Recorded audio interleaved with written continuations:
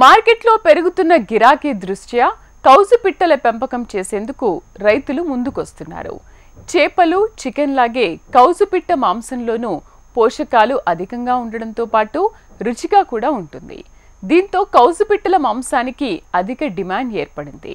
ఈ క్రమంలో కౌజు పిట్టలను పెంచి వాటి మాంసాన్ని, గుడ్లను విక్రయిస్తూ అనేక మంది రైతులు లాభాలను గడిస్తున్నారు. అదే కోవకు వస్తారు విజయనగరం జిల్లాకు చెందిన కృష్ణారావు. కృషి విజ్ఞాన కేంద్రం అధికారుల ప్రోత్సాహంతో కౌజు పిట్టల పెంపకం వైపు దృష్టి సారించారు. కౌజులను పెంచుతూ ప్రతి నెల ఉద్యోగి మాదిరి ఆదాయాన్ని ఆర్జిస్తున్నారు. నాకు ఇప్పుడు 62 ఇయర్స్ అండి. నేను ఈ ప్రక్రియ అంటే ఈ శ్రీ చైత్రిక కౌజు పిట్టల ఉత్పత్తి కేంద్రం పెట్టక ముందు నేను చాలా రకాల మా బతుకు కోసం చాలా రకాల పనులు చేశాను. ఎక్కువగా సోషల్ యాక్టివిటీస్లో పాల్గొంటుండేవాడిని. ఒకసారి పౌష్టికాహారం గురించి, మంచి పౌష్టికాహారం ఎక్కడ దొరుకుతుంది, మనం చేస్తే బాగుంటుంది అనేటువంటి ఆలోచన ఒకటి వచ్చింది. మాకు బేసిక్గా నర్సరీ ఒకటి ఉండేది. ఆ నర్సరీలో మొక్కలు తయారు చేసి మేము అమ్మేవాళ్ళం. అంటే పళ్ళ మొక్కలు, పూల మొక్కలు, రకరకాల మొక్కలు కూడా చేసి అమ్మేవాళ్ళం. అప్పుడు నాకు డాక్టర్ తేజేశ్వరరావు గారు పరిచయం అయ్యారండి. ఆయన కేవీకి కృషి విజ్ఞాన కేంద్రం రస్తాకుంటపై ప్రోగ్రామ్ కోఆర్డినేటర్ అండి. ఆయన మీరు ఇలాగ సోషల్ సర్వీస్ చేస్తున్నారు, మంచి మంచి వర్క్స్ చేస్తున్నారు కదా, ఈ కౌజు పిట్టలు మీరు ఎందుకు పెట్టకూడదు అని అన్నారు. అయితే ఆ కౌజు పిట్టల గురించి మాకేమీ తెలియదు. సరే మీరు చెప్పారు కనుక మేము చేస్తాం సార్ అని అన్నాను. దీని మీద నేను అలాగ స్టడీ చేస్తుంటే యూట్యూబ్లోనూ అట్లా స్టడీ చేస్తున్నప్పుడు ఈ గుడ్డుకి చాలా ప్రాముఖ్యత ఉందండి. ఈ కౌజు పిట్ట గుడ్డు తినడం వలన 25 రకాల రోగాలు తగ్గుతాయనేసి యూట్యూబ్లో ఒక మెసేజ్ పంపించారు. ముఖ్యంగా హెమోగ్లోబిన్ తక్కువ ఉన్న వాళ్ళకి, అంటే రక్తహీనత ఉన్న వాళ్ళకి రక్తం ఎక్కువగా పెరగడం, తర్వాత షుగర్ కంట్రోల్ అవ్వడము, చాలా రకాలైనటువంటి లైంగిక ప్రక్రియ లేని వాళ్ళకి అది జరగడం, చాలా రకాలైనటువంటి 25 రకాల డిసీజులకి సంబంధించి ఈ గుడ్డు చాలా బాగా పనిచేస్తుంది అనేసి నేను యూట్యూబ్లో చూశాను. అయితే పౌష్టికాహారం మీద మనకు అవగాహన ఉంది కదా, ఈ గుడ్డును మనం ప్రజలకు పరిచయం చేయకూడదు అనేటువంటి ఒక ఆలోచన పెట్టుకొని, ముఖ్యంగా నాకు 60 సంవత్సరాలు దాటిపోయింది కనుక నాకు ఈ ఆహారం కావాలని చెప్పేసి నేను చూసుకొని ఈ గుడ్డుని మనమే ఎందుకు ప్రొడక్ట్ చేయకూడదు అని అనుకొని చూసిన తర్వాత ఉత్తరాంధ్రలోనైతే ఈ ఫార్మ్ అప్పటికి ఎక్కడా లేదండి. అప్పుడు ఉత్తరాంధ్రకు మొత్తం టెక్కల్లో ఒకటి ఉండేది. అక్కడ మధుగారు అనేసి మధు అని ఒక ఆయన మెయింటైన్ చేస్తున్నారు. ఆయన దగ్గరికి వెళ్ళి మేము కనుక్కోవడం జరిగితే అతను, మీరు వినదంతా నిజమేనండి, ఈ గుడ్డుకి మంచి లక్షణాలు ఉన్నాయి, ఈ పెట్ట పెంచితే ఈ పెట్ట కూడా చాలా ఆరోగ్యకరమైనటువంటి పెట్ట, దీనికి మనం ఏ విధమైనటువంటి కెమికల్స్ వాడకుండా పెంచుకోవచ్చు, మీరు కొద్దిగా సైంటిస్టుల తాలూకా సూచనలు తీసుకుంటే ఇంకా బాగా పెంచుకోవచ్చు, ప్రాఫిట్స్ కూడా చాలా బాగుంటాయని చెప్పారు. అప్పుడు వెంటనే అతని దగ్గర 700 పిల్లలు తెచ్చి మొట్టమొదటి మేము పెట్టామండి. 700 పిల్లలు తెచ్చి పెట్టి ఇంకా గుడ్డు దశకు వచ్చేసరికి, ఇంకా గుడ్డు పెడతాది అనేసరికి కొంచెం గుడ్లు తిన్నాము, బాగుంది అనేటప్పటికి మా మొట్టమొదట లాక్డౌన్ వచ్చింది. ఆ లాక్డౌన్ రావడం వలన మేత బయట నుంచి రాలేక, మేత లేక, ట్రాన్స్పోర్ట్ సౌకర్యం లేక ఆ పిల్లలన్నీ చచ్చిపోయిన తర్వాత మళ్ళీ రెండోసారి ప్రారంభించాను. రెండోసారి ప్రారంభించినప్పుడు కూడా మాకు బాగానే అయింది. అప్పుడు ఈ గుడ్ని బాగా పాంప్లెట్లు వేసి పబ్లిసిటీ చేసి అందరికీ చెప్పి చాలా చక్కగా చేసుకొని ఈ గుడ్డుతోటి రీసెర్చ్ చేసినట్టు అనమాట. రక్తహీనత ఎవరైతే ఉందో, ఏ పిల్లలు ఎవరు బలహీనంగా ఉన్నారో వాళ్ళకి తీసుకెళ్ళి ఉచితంగా ఇచ్చి, పర్లేదు ముందు టెస్ట్ చేయించి, రక్తహీనత 9 పాయింట్లు, 8 పాయింట్లు, 7 పాయింట్లు ఉన్నోళ్ళకి ఒక 23 రోజులు గుడ్డు వాడిన తర్వాత 10 పాయింట్లు, 11 పాయింట్లు, 12 పాయింట్లు, ఒక నెలకి 2 పాయింట్ల బ్లడ్ పెరుగుతుందని మేము ప్రాక్టికల్గా తెలుసుకున్నాము. అది మౌత్ పబ్లిసిటీ ద్వారా, మెడికల్ షాప్ వాళ్ళ ద్వారా అందరికీ తెలిసిన తర్వాత ఈ గుడ్డు చాలా ఎక్కువ మంది వాడడం జరుగుతుంది. ఈ గుడ్డు ఎప్పుడైతే బాగా వాడకం జరుగుతుందో, ఇంకా ఎక్కువ ప్రొడక్షన్ పెట్టి చాలా బాగా చేద్దామని అనుకున్నటువంటి ఆలోచన వచ్చి ఈ చేస్తున్న టైంలోన మళ్ళీ సెకండ్ లాక్డౌన్ వచ్చిందండి. సెకండ్ లాక్డౌన్ వచ్చేసరికి మళ్ళీ ట్రాన్స్పోర్ట్ అయిపోయింది, మళ్ళీ మేత అయిపోతే మూడోసారి మళ్ళీ చేసాము. ఇప్పుడు మళ్ళీ మూడోసారి పెట్టాము. మొదటగా 700 పిల్లలతో పెంపకం ప్రారంభించారు ఈ పెంపకందారు. కౌజు పిట్టల పెంపకం మొదలుపెట్టిన సమయంలో కరోనా వచ్చింది. దాని కారణంగా రవాణా సౌకర్యం స్తంభించడంతో ఫీడింగ్ లభించక ఇబ్బంది పడ్డారు. చాలా కౌజు పిట్టలు మృత్యువాత పడ్డాయి. నష్టాన్ని చవిచూశారు కృష్ణారావు గారు. పరిస్థితులు సద్దుమణిగాక ఇప్పుడు మరలా పెంపకం మొదలుపెట్టారు. సరైన మెళకువలతో ముందుకు సాగుతున్నారు. దీంతో కౌజు పెంపకంలో లాభాలు గడిస్తున్నారు.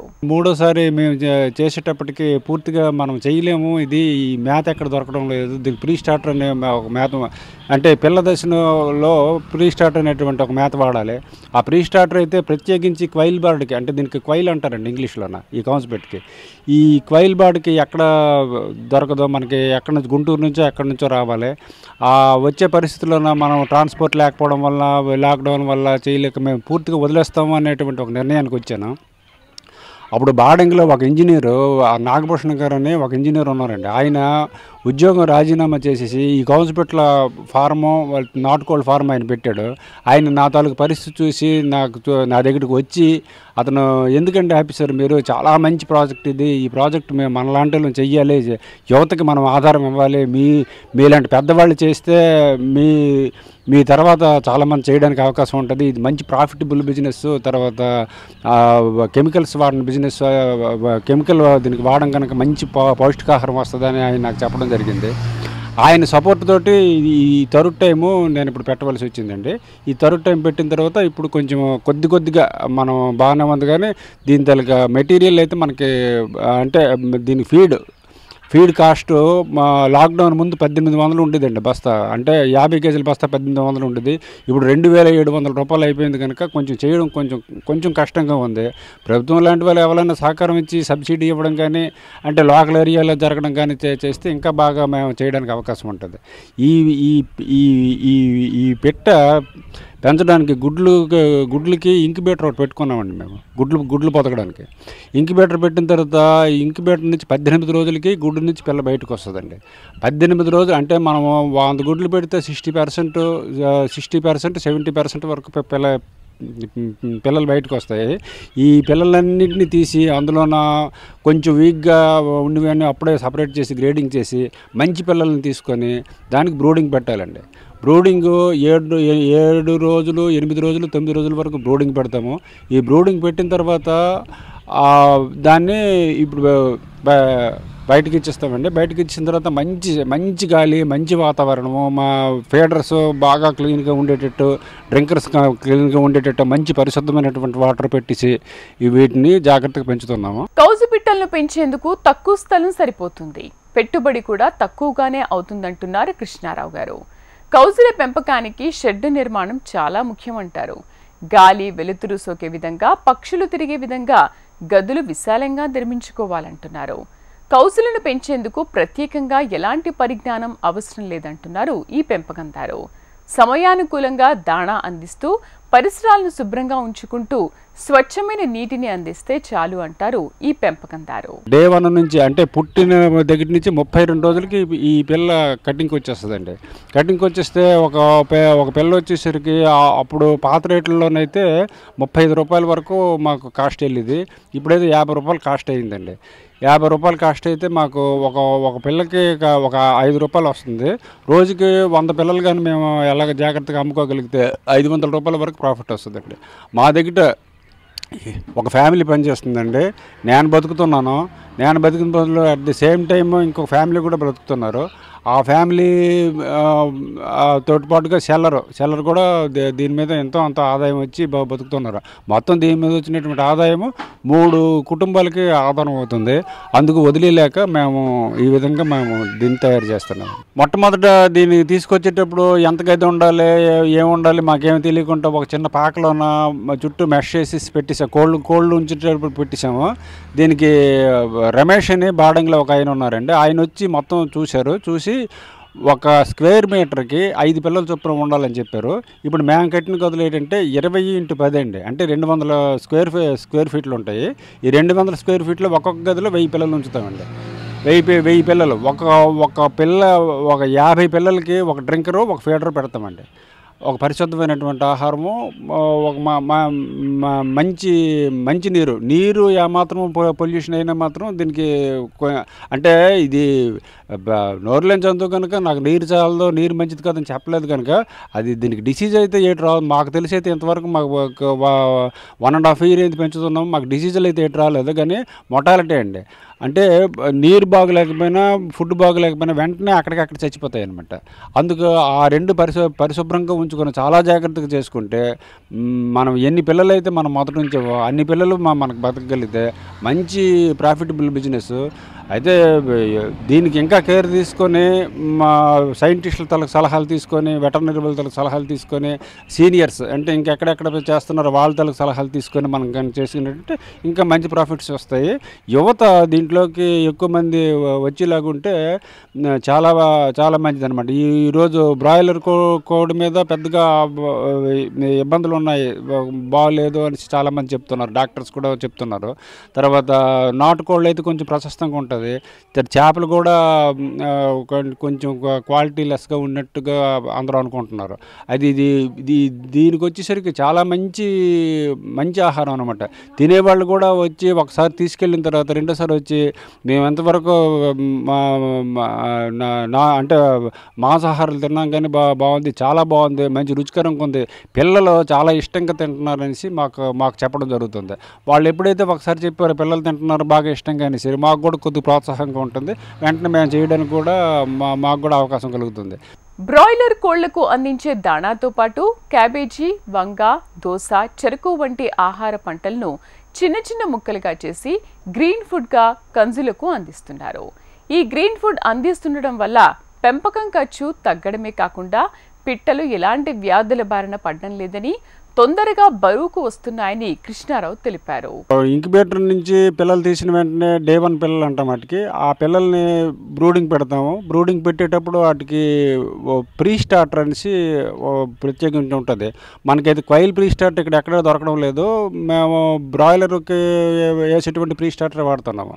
అక్కడి నుంచి 8 రోజులు అంటే 30 రోజుల వరకు ప్రీ స్టార్టర్ కంటిన్యూగా వాడతాం.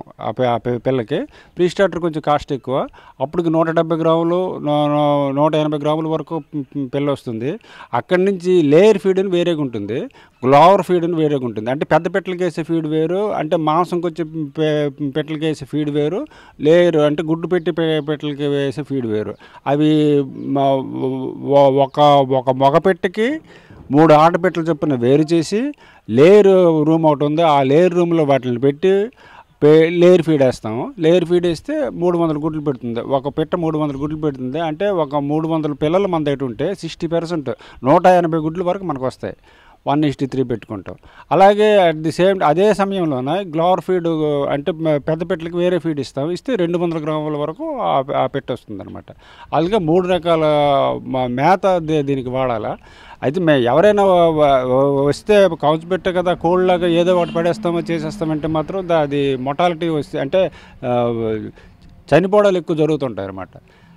అందుకు ఏ వయసులో ఉన్న పిల్లకి ఆ రకమైన ఇప్పుడు నేను చెప్పినట్టు మేము వాడే ఫీడ్ ఇస్తే అవి జాగ్రత్తగా ఉంటుంది.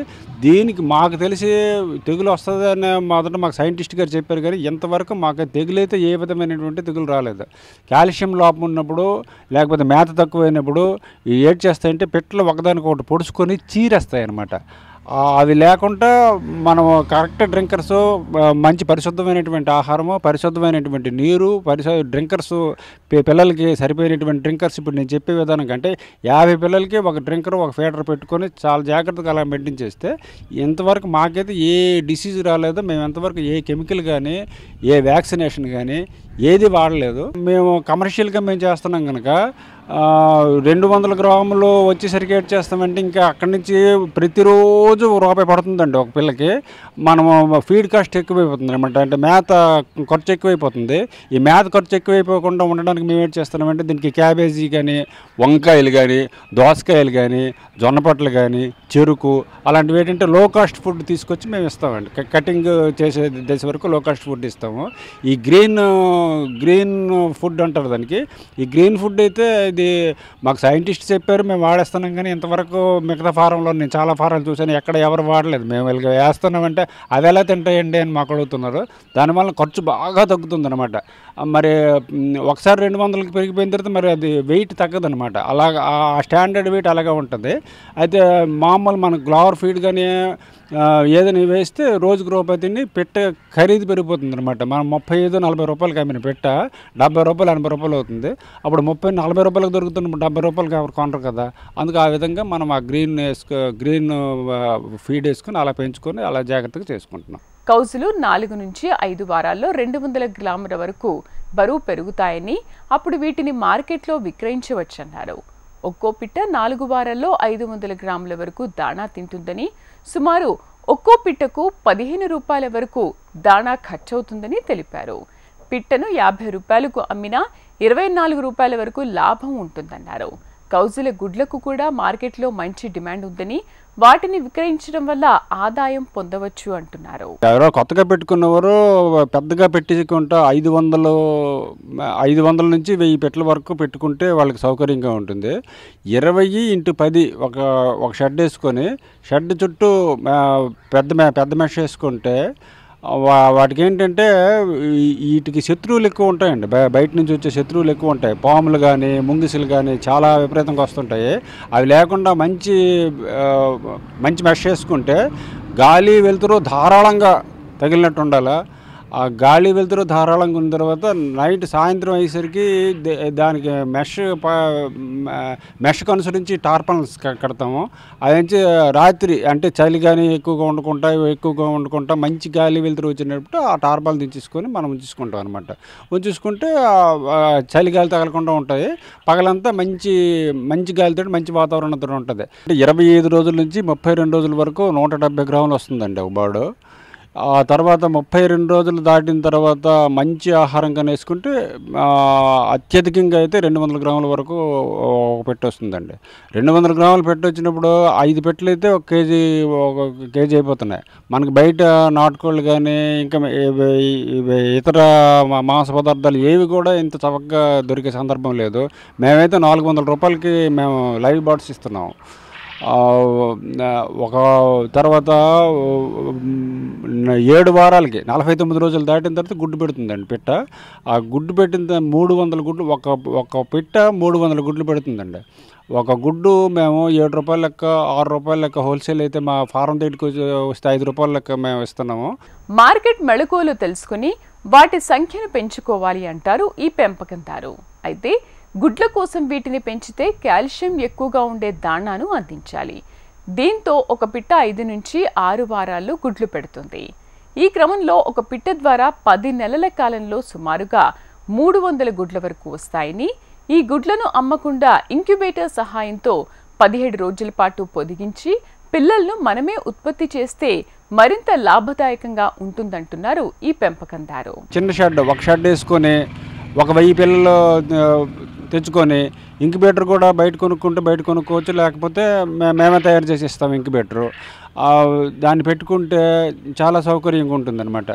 అంటే దీనికి పెట్టుబడి 1,00,000 రూపాయల లోపు పెట్టుబడి ఉంటే, సొంత జాగా ఉండి సొంత షెడ్ వేసుకుంటే 1,00,000 రూపాయల లోపు పెట్టుబడి కానీ పెట్టుకుంటే, అంటే అన్నిటికీ కలిపి అంటే షెడ్తో కలిపి 1,00,000 రూపాయల లోపు పెట్టుబడి పెట్టుకోగలిగితే నెలకి చక్కగా ఒక 15,000 రూపాయల వరకు, రోజుకి 500 రూపాయల వరకు ఒక ఫ్యామిలీ సంపాదించుకోవచ్చు వాళ్ళు సొంతంగా కష్టపడితే.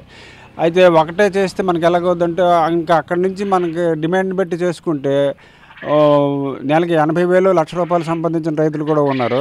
నేనైతే ప్రస్తుతం ఒక 40,000 వరకు నేను సంపాదించగలుగుతున్నాను దీనివల్ల.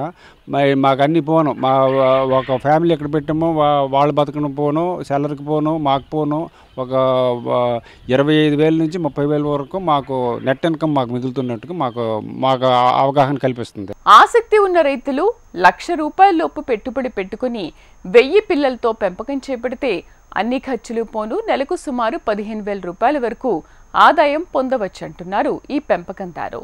ప్రస్తుతం కృష్ణారావు 40,000 పిల్లలను పెంచుతూ నెలకు 30,000 రూపాయల వరకు ఆదాయాన్ని ఆర్జిస్తున్నారు. ఎవరైనా యువత కొత్తగా పెట్టాలనుకున్న వాళ్ళు మా దగ్గరికి కానీ వస్తే మేము దీనికి తగినటువంటి సహాయ సలహాలు సూచనలు ఇచ్చి దీనికి మంచి శిక్షణ కూడా ఇస్తామండి. మేము మా దగ్గర 2-3 రోజులు ఉంచుకొని వాళ్ళకి మంచి తర్ఫీదు ఇచ్చి మళ్ళీ పంపిస్తాము. యువత పెట్టుకుంటే మాత్రం చక్కగా అంటే ఎవరి మీద ఆధారపడకుండా ఖచ్చితంగా నెలకి వాళ్ళ తాలూకు స్థాయిని బట్టి వాళ్ళ తాలూకు పెంపకాన్ని బట్టి ఒక 20,000 రూపాయల నుంచి వాళ్ళ కష్టాన్ని బట్టి ఎంతైనా సంపాదించుకోవడానికి దీనికి అవకాశాలు ఉన్నాయి. ఎవరు వచ్చినా మేము దీనికి సలహాలు ఇస్తాం, సూచనలు ఇస్తాము. మేము లేకపోతే కేవీకి వెళ్ళి వాళ్ళని చెప్తారండి.